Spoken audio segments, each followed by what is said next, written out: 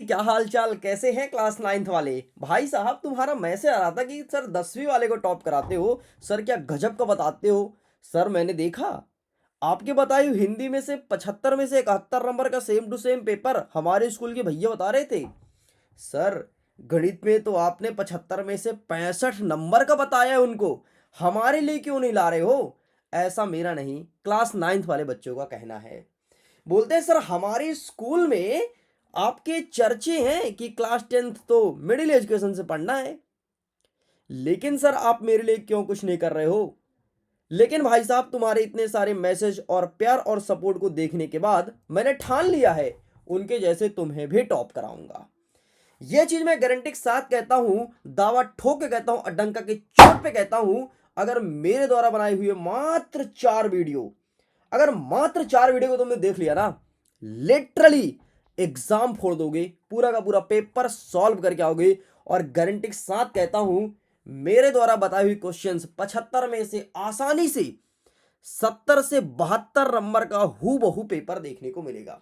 मैं 3 नंबर की बात नहीं कर रहा हूं, क्योंकि कुछ क्वेश्चंस आउट ऑफ सिलेबस आ रहे हैं। जैसे आज क्लास टेंथ के हिंदी का पेपर था, एक क्वेश्चन आउट ऑफ सिलेबस है जो कि मैंने नहीं पढ़ाया और मैंने स्वयं बुक में भी नहीं देखा। तो कुछ क्वेश्चंस दाएं बाएं होते रहते हैं, इनकी मैं गारंटी नहीं ले रहा हूं। लेकिन अगर तुम्हारे बुक से आ गया, मतलब मिडिल एजुकेशन के वीडियो में देखने को मिलेगा और वो इंपॉर्टेंट क्वेश्चन होगा। भाई फालतू बात नहीं है ना, फालतू नहीं। अगर तुम अपना टाइम मुझे 15 मिनट दे रहे हो तो यकीन मानो 15 मिनट में उन सभी क्वेश्चंस को बताने का ये जिगर रखता हूं जो एग्जाम में आ रहा है। तो चलें हम शुरू करते हैं। हम 4 सेटों में प्रश्न पत्र लेकर के आएंगे, ध्यान सुन लो। वैसे भोपाल से आ रहा है 6 सेटों में, हम लाएंगे 4 सेटों में, ए बी सी और D. Already set number A upload है, अगर आपने नहीं देखा अभी तक मस्ती में हो, जाकर के देख लेना मेरे भाई। अगर तुम्हारा सपना है एग्जाम में टॉप करना, अगर तुम्हारा सपना ठीक है यार 75 में से ले आएंगे 35 नंबर, मत देखो वीडियो, आपके लिए मिडिल एजुकेशन नहीं बना रहा है। मिडिल एजुकेशन से निकलते हैं केवल टॉपर। ये है सेट नंबर 2। चलो फटाफट सेट नंबर 2 को देखते हैं, फिर आएगा सी, फिर आएगा डी। बहुत समय है, सब कर लेंगे।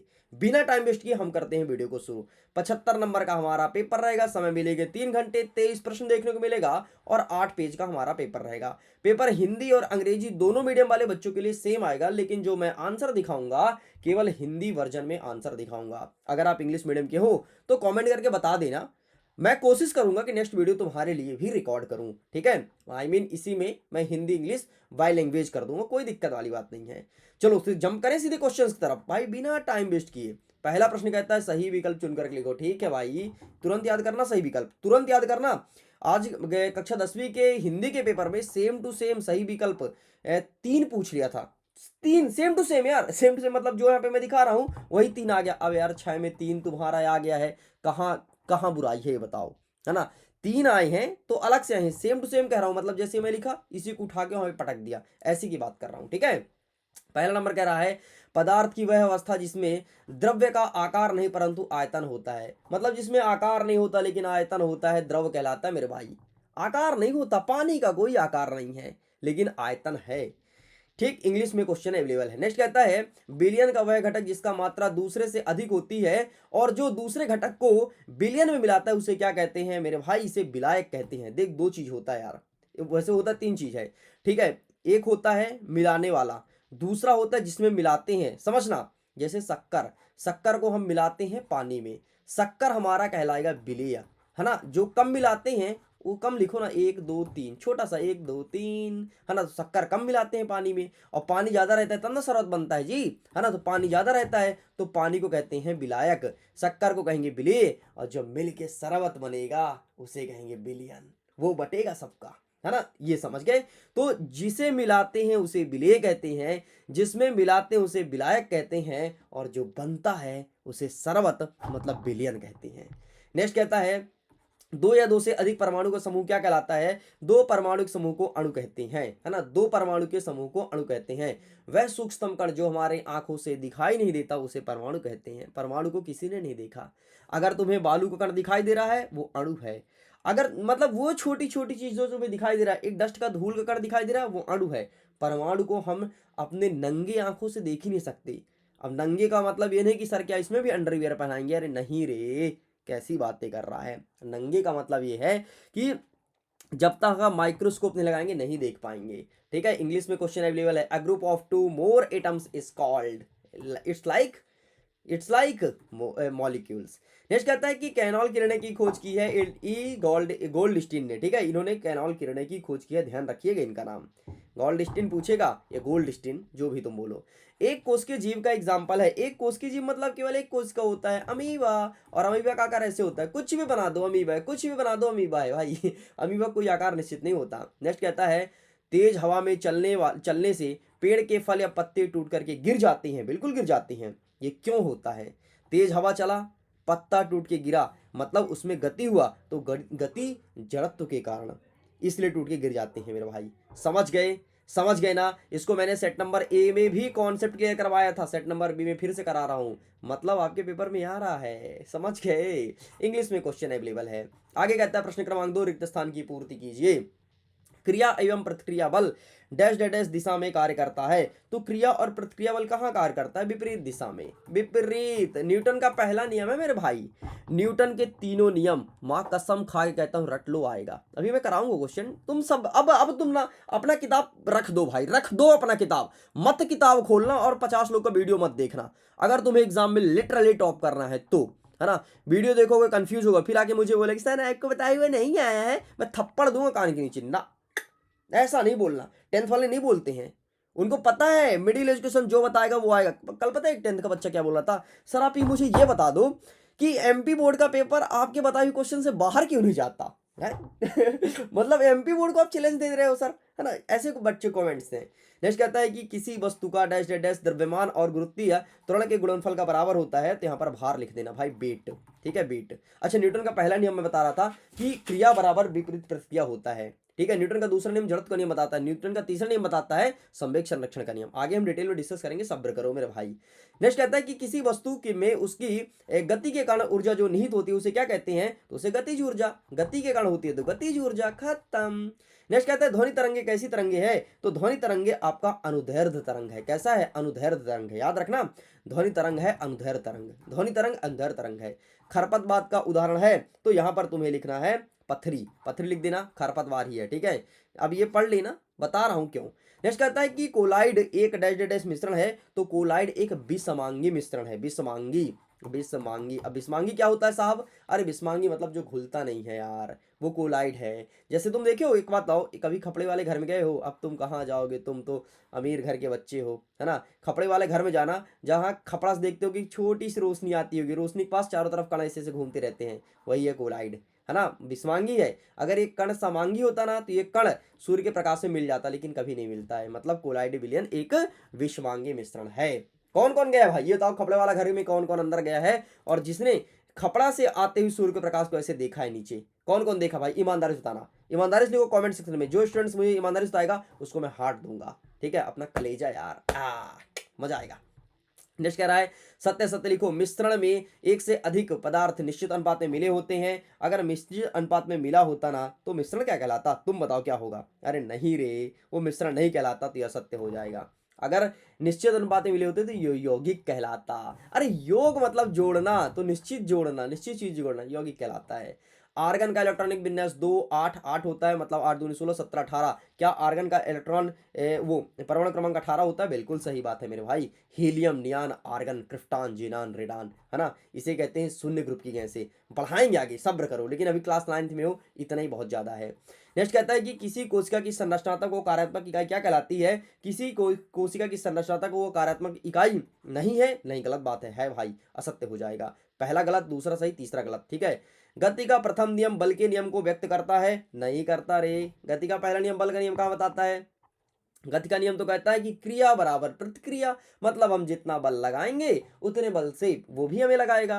अरे बंदूक का गोली चलना, जैसे मैंने बंदूक को पकड़ के ठिशका गोली मारा, जितने स्पीड से गोली निकलेगी उतनी स्पीड से बंदूक मुझे झटका देगी। एक बार मैं अपने, मतलब अब मेरी शादी नहीं, मेरे घर में शादी हो रही थी। ठीक है, मेरे घर में शादी हो रही थी, मैं बंदूक चला रहा था भाई। अरे वो बंदूक चलाते ना शादी दिन, तो जानते हो टसन के चक्कर में, है ना, मैं बंदूक चला रहा था।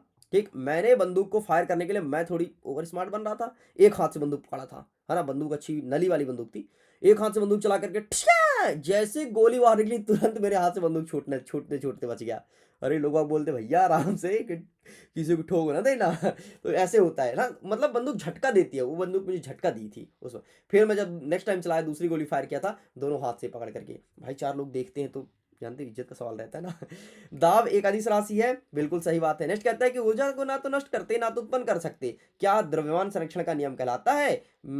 हाँ बिल्कुल सही है, तो ये आपका सही हो जाएगा। इस प्रकार से तुम्हारा यहाँ पर मैंने सही गलत बता दिया है। आगे देखते हैं प्रश्न नंबर 4, सही जोड़ी को मिलाइए। आइए फटाफट देखते हैं क्या हो जाएगा सही उत्तर।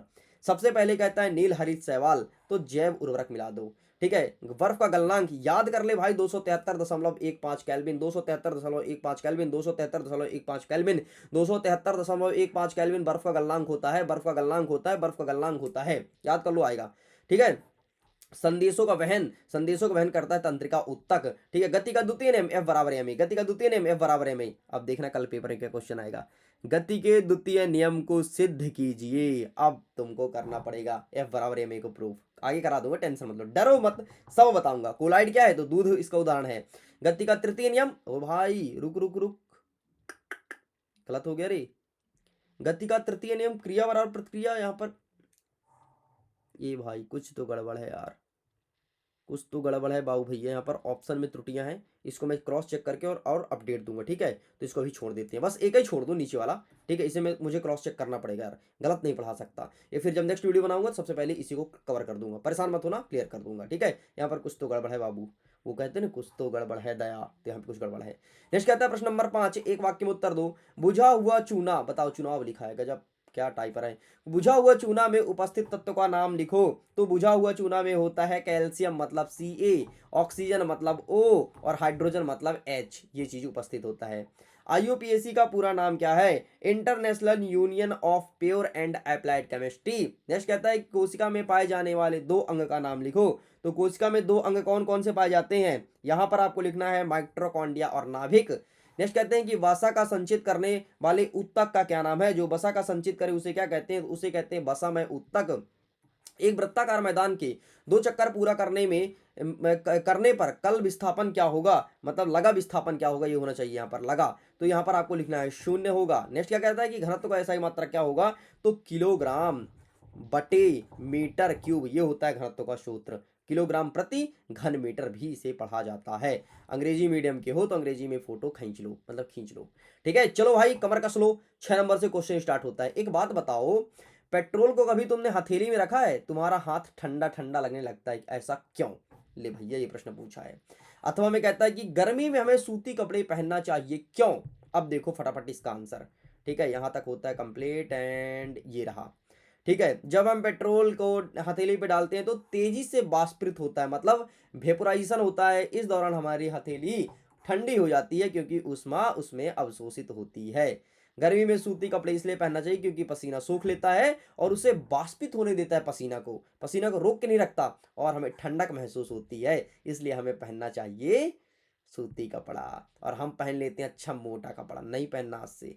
नेक्स्ट कहता है 7वां नंबर की वाष्पीकरण के दर को प्रभावित करने वाले कारक बताना है, कारक कौन कौन से हैं? ये रहा, तापमान है, टेम्परेचर जिसे कहते हो, सतही जिसे सरफेस एरिया कहते हो, आर्द्रता ह्यूमिडिटी, और हवा की गति मतलब विंड स्पीड, बस इतना आपको चिपका देना है। नेक्स्ट अथवा में कहता है कि ठोस द्रव और गैस में अंतर स्पष्ट कीजिए, तो ये रहा तुम्हारे सामने, ठोस और द्रव और गैस में 3 अंतर, बढ़िया बकायदे से ही चिपका देना, अच्छे से पढ़ लो। और सुनो, अगर इसका आंसर तुम्हारे पास लिखा है ना कॉपी में, जो तुम स्कूल में लिखे होगे वो पढ़ के जाना, क्योंकि जो लिखे हो वो पढ़ो, उसमें ज्यादा मजा आता है। ठीक है, इसलिए मैं सही सलाह देता हूँ। मेरा कोई स्वार्थ नहीं तुमको फेल करा के, मेरा ड्रीम है तुम टॉप करो, टॉप मारो, एग्जाम फोड़ो, ताकि पता तो लगे कि अपन भी मिडिल एजुकेशन से पढ़ के आए हैं। 8वां नंबर कह रहा है कि गलनांक और क्वथनांक में 2 अंतर लिखो, और अथवा कह रहा है कि गर्मी में मटकिया या घड़े का जल ठंडा हो जाता है, क्यों? है ना, तो ये रहा गलनांक और क्वथनांक में अंतर। और मटकी का जल ठंडा क्यों होता है, यहाँ पर लिखा है क्योंकि बाष्पीकरण से ऊष्मा बाहर निकलता है और पानी होता है ठंडा। नेक्स्ट कहता है कि भौतिक और रासायनिक परिवर्तन के दो एग्जाम्पल देना है। अथवा में कहता है कि मिश्रण और यौगिक में अंतर लिखो। एक प्रश्न पता है क्या पूछेगा?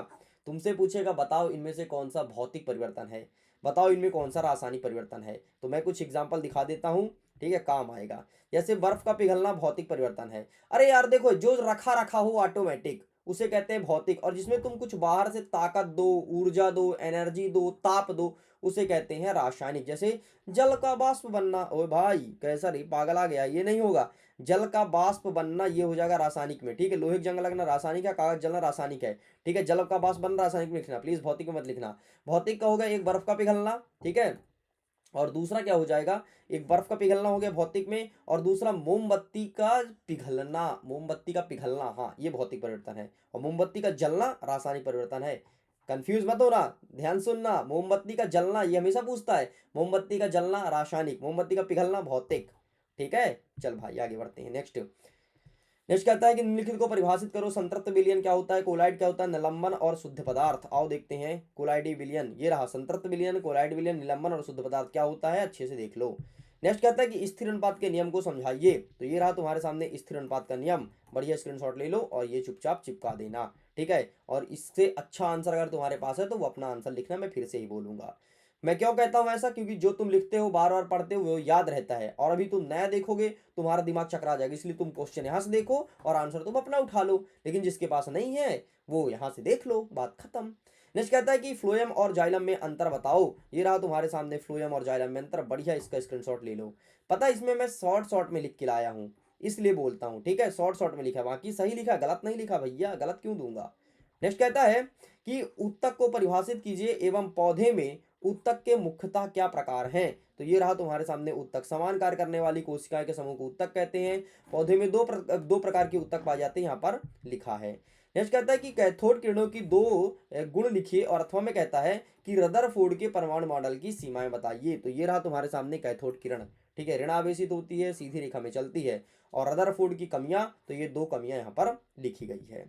आगे बढ़ते हैं। नेक्स्ट संयोजकता किसे कहते हैं, आयन की संयोजकता लिखो। और अथवा में कह रहा है हीलियम, नियान और आर्गन की संयोजकता शून्य होती है, क्यों, ठीक है। तो ये प्रश्न पूछा है, तो ये रहा तुम्हारे सामने संयोजकता, ठीक है। ये रहा, स्क्रीनशॉट ले लो। और हीलियम नियान की संयोजकता शून्य होती है, क्यों, क्योंकि वो अष्टक पूर्ण कर लेता है, और जब जब अष्टक पूर्ण किया मतलब उसकी संयोजकता शून्य ही बनेगी। अब अष्टक क्या होता है, इतना समय तो बचा नहीं है, लेकिन समझा देंगे टाइम मिलेगा तो। समस्थानिक और संभारिक में अंतर बताओ। अथवा में कह रहा है कि कोशिका की खोज किसने की और कैसे। हाँ यार ये बात सही है। तो ये रहा समस्थानिक और संभारिक में अंतर, ठीक है। पहले आप इसका स्क्रीनशॉट ले लो, ठीक है। ऐसे ही लिख देना, ऐसे लिख देना, पूरा नंबर मिलेगा। एंड ये रहा कोशिका खोज को रॉबर्ट हुक ने किया था।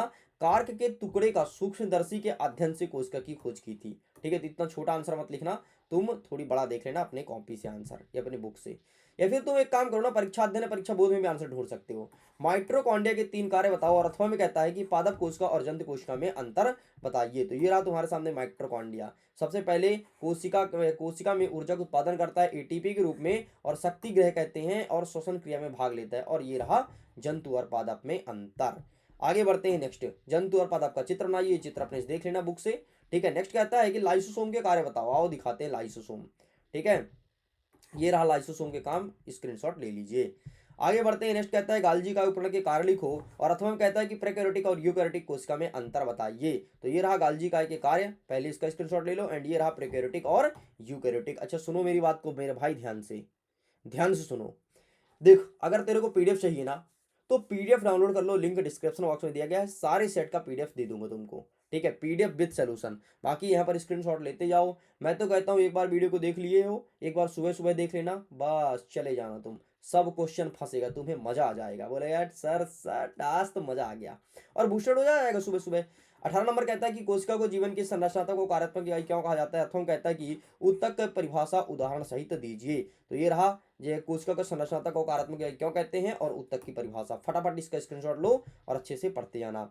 पैरेनकाइमा और कॉलेनकाइमा उत्तक में अंतर लिखो। अथवा में कहता है कि निम्नलिखित के नाम लिखो, ठीक है। तो आइए पहले पैरेनकाइमा और कॉलेनकाइमा वाला देख लेते हैं। तो ये रहा उत्तक पैरेनकाइमा और कैलेनकाइमा, ठीक है। अब हम क्वेश्चन देखते हैं ये वाला। उत्तक जो शरीर के भीतर अस्तर का निर्माण करता है, ठीक है। उत्तक जो मनुष्य में पेशी और अस्थियों से जोड़ता है, तो जो अस्तर का निर्माण करता है उसे कहते हैं एपिथेलमस उत्तक, ठीक है। और दूसरे को हो जाएगा टेंडन, ठीक है। ये जो उत्तक मनुष्य में पेशी और अस्थियों को जोड़ता है, मतलब आपके हड्डी को जोड़ता है, उसे कहते हैं टेंडन। और उत्तक जो पौधे को भोजन का वहन करता है, पौधे को जो भोजन पहुंचाता है, उसे कहते हैं फ्लोएम। और नेक्स्ट आपका क्या कहता है, उत्तक जो हमारे शरीर में वसा का संचय करता है, जो हमारे मोटापा बढ़ाता है, उसे कहते हैं वसामय। मतलब मतलब एडिपोस टिश्यूज ये कहा जाता है। ठीक, खत्म, इंग्लिश में देख लो। 20वां नंबर कहता है स्क्लेरन काइमा और कॉलन काइमा में 4 अंतर स्पष्ट कीजिए। आइए दिखा देते हैं। ये भाई क्या हो गया, हाँ ये रहा, स्क्लेरन काइमा और कॉलन काइमा में 4 अंतर। ठीक है, स्क्रीनशॉट ले लो। नेक्स्ट कहता है आपके अथवा में कि रैखित और आरेखित पेशी है। रैखित और आरेखित का एक दूसरा नाम है यार, ऐच्छिक और अनैच्छिक। ठीक है, ध्यान सुन लो, ऐच्छिक और अनैच्छिक। अगर एग्जाम में पूछ देना कि ऐच्छिक क्रिया और अनैच्छिक क्रिया में अंतर बताओ, तो भी आपको यही लिखना है जो रेखित आरेखी में लिखोगे। ठीक है, ये देखो, इसे ऐच्छिक अनैच्छिक भी कहते हैं। परीक्षा में आ सकता है, ये कोई ना कोई सेट में आपको घुमा देगा, क्योंकि 6 सेटों में पेपर आ रहा है, इसलिए जो कह रहा हूँ वो जरूर करना। न्यूरॉन का चित्र बनाओ, बुक से देख लेना चित्र वगैरह। ठीक है, अथवा क्या कह रहा है कि तंत्रिका ऊतक क्या है, इसकी संरचना का सचित्र वर्णन कीजिए। ये रहा है आपके सामने तंत्रिका ऊतक, और इसका चित्र भी बुक से देख लीजिएगा प्लीज, क्योंकि चित्र यहाँ पर मैंने लाया हूँ।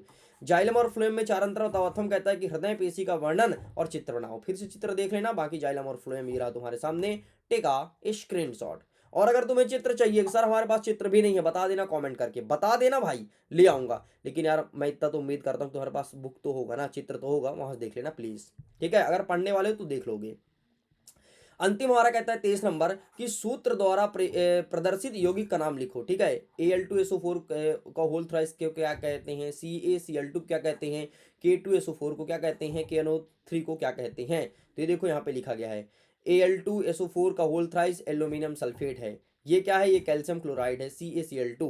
ये क्या कहता है, पोटेशियम सल्फेट K2SO4। नेक्स्ट कहता है ये पोटेशियम नाइट्रेट KNO3। खत्म। ठीक है, अंतिम प्रश्न और देख लो। अंतिम कहता है कि इसका मोलर द्रव्यमान की गणना करो। गजब प्रश्न पूछा है रे, मोलर द्रव्यमान देख, इसका मोलर द्रव्यमान 36 हो जाएगा, इसका 37 हो जाएगा, इसका 63, इसका 26। ये थोड़ी कठिन टाइप का क्वेश्चन है, इसकी प्रैक्टिस कर लेना। बाकी खत्म हो गया आपका सेट नंबर 2। कैसा लगा मेरे भाई, कैसा लगा कमेंट सेक्शन में लिखना जरूर। और जो जो मैं क्वेश्चन पूछा हूँ बताना जरूर। एक मैं क्वेश्चन पूछा था तुमसे, है ना, अगर तुम आंसर करोगे तो मुझे बेहद खुशी होगी। और पार्ट नंबर 3 चाहिए कि नहीं चाहिए, है ना, कितने मोटिवेटेड हो, कहाँ तक पहुंचे हो वीडियो में बताना जरूर। अगर तुम्हारा कमेंट आएगा पार्ट नंबर 3 का तो अपलोड करूंगा। अगर तुम ढीले पड़ गए तो हम तो ढीले ही पड़े हैं, हमें क्या भाई, पढ़ने वाले को पढ़ाएंगे, नहीं पढ़ने वाले को नहीं पढ़ाएंगे। जिसका ड्रीम है टॉप करना उसको मैं करवाऊंगा, जिसका ड्रीम है ठीक है यार पास हो जाए काम खत्म, तो ठीक है भैया आप पास हो जाओ। तो जैसा भी हो मुझे मैसेज लिख करके जरूर बताना, मैं आपके मैसेज का इंतजार करूंगा, तभी जाकर के नेक्स्ट वीडियो बनाऊंगा। मैं वीडियो एंड करता हूँ। Thanks for watching and bye bye.